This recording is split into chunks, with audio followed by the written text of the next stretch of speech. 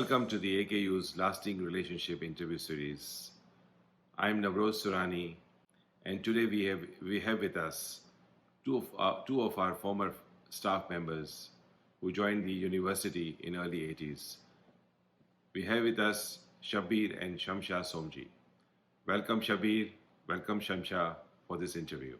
Let me first begin by asking Shabbir to tell us about his early experiences before even he joined the university in Karachi in early 80s.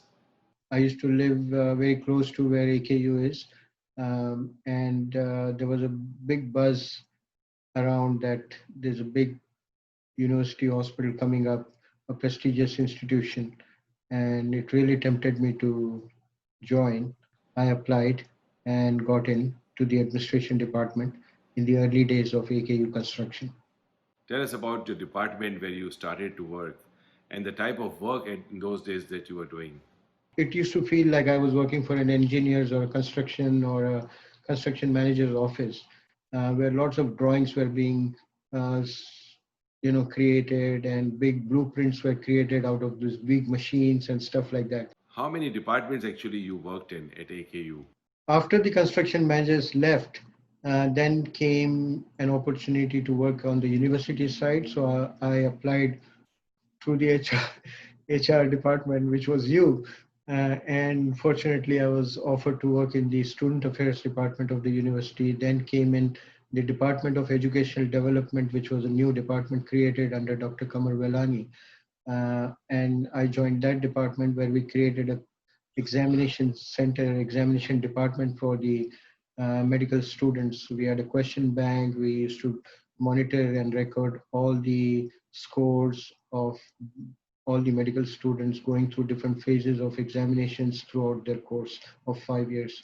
So again, that was an amazing, unique experience. When you joined, obviously in early 80s, we didn't have all the computers and everything was done manually and there were no policies. Everything had to be starting from the scratch. I was fortunate enough to be asked to present to His Highness the whole examination system.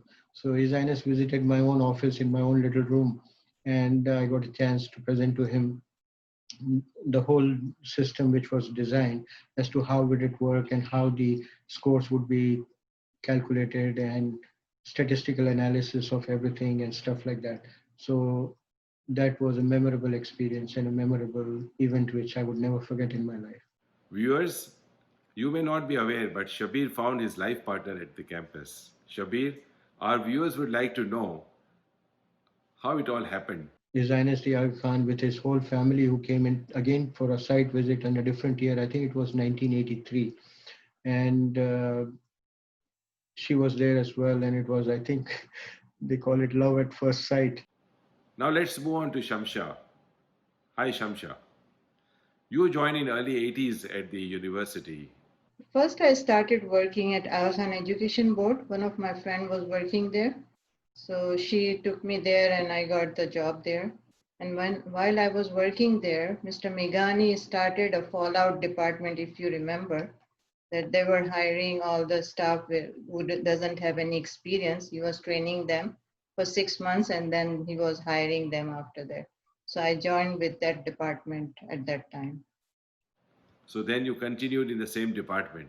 In the training period, he moved me to nursing services where there was no staff, nothing there, just there was only assistant director. Ms. Rahmat Merchant was there and they were hiring a nursing director, and then Neil Lilquist was the first director who came and I started working with her, and then followed by lots of other expatriates I worked with until I left.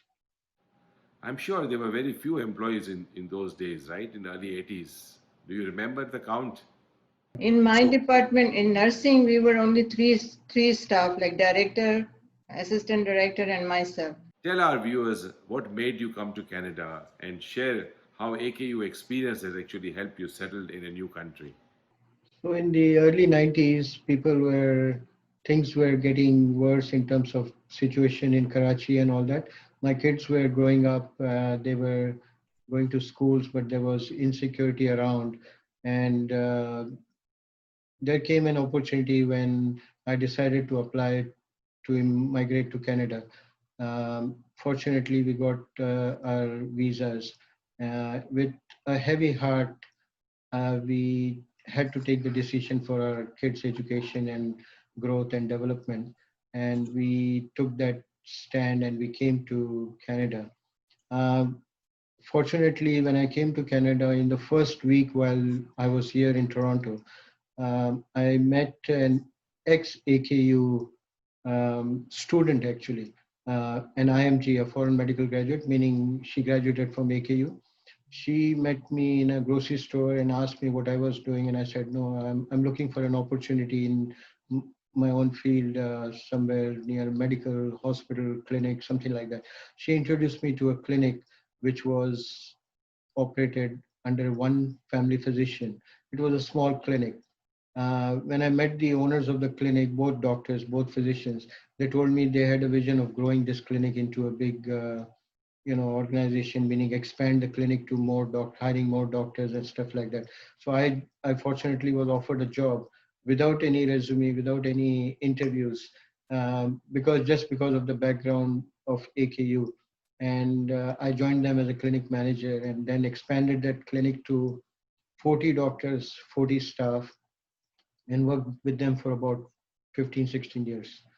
While living in Toronto, do you guys get a chance to meet with former faculty and staff members? We both are in connection with a lot of AKU ex-colleagues, friends, nurses, doctors, ex-AKU graduates, and of course through you and AKU organized events, we have been able to connect with even more as days went by. If I ask you to give one message to a youngster who is starting a career and is considering Aga Khan University as a career, what advice would you give to this individual? Yeah, I want to tell them to take advantage of this unique experience at AKU, and whenever they have chance, they should pass it back to the community. Your favorite colleague at AKU? Navroz Surani. One thing that you liked most at AKU?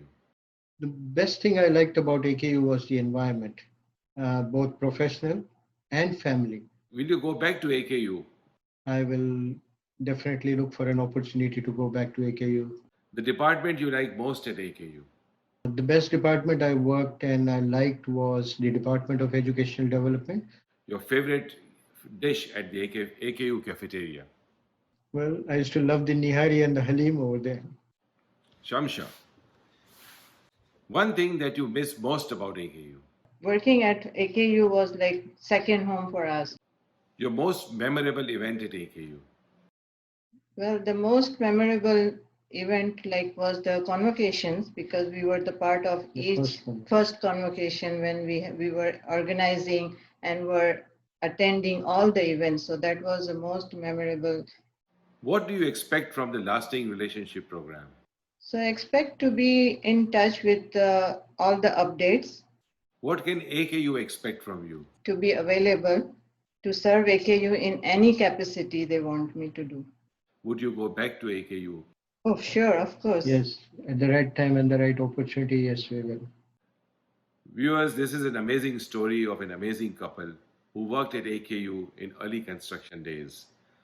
We have so many examples, and AKU is so fortunate that majority of its former faculty and staff members, wherever in the world they are located, are very keen on staying connected with AKU. There is a unique affinity and connection which is so amazing. There is something magical about it. Through our lasting relationship program, we want to capture those stories. We want to stay engaged with all of you and who are our former faculty and staff members. So we hope you enjoyed today's interview, meeting Shabbir and Shamsah. We hope to be back again soon with new former staff members. Until then, it's goodbye.